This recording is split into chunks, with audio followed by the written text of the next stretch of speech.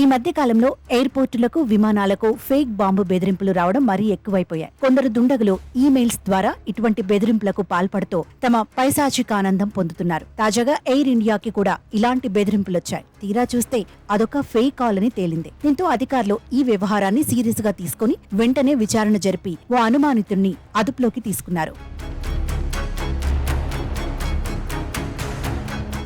Air ఇండియాకు చెందిన AI-149 అనే విమానం కొచ్చిన్ నుంచి లండన్ గాట్విక్ కు బయలుదేరేందుకు షెడ్యూల్ చేశారు. అయితే అది టేకాఫ్ అవ్వడానికి కొన్ని గంటల ముందు ముంబైలోని ఎయిర్ ఇండియా కాల్ సెంటర్ కు ఒక ఫోన్ కాల్ వచ్చింది. ఆ విమానంలో బాంబు ఉందని చెప్పి అవతలి వ్యక్తి వెంటనే కట్ చేశాడు. దీంతో అధికారులు వెంటనే అప్రమత్తమయ్యారు. ముందుగా ఓ సమావేశం నిర్వహించారు. అనంతరం భద్రతా సిబ్బందిని రంగంలోకి దింపి విమానంలో క్షుణ్ణంగా తనిఖీలు నిర్వహించారు. ఇన్లైన్ బ్యాగేజీ స్క్రీనింగ్ సిస్టమ్లు సైతం పరిశీలించాయి.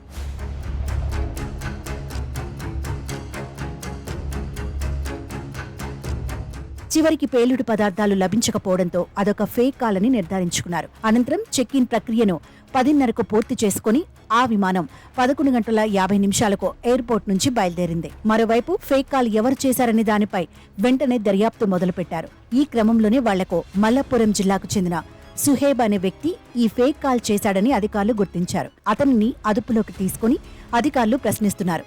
ఈ ఫేక్ కాల్ వెనుక గల కారణాలేంటో తెలుసుకోవడం కోసం ప్రయత్నిస్తున్నారు.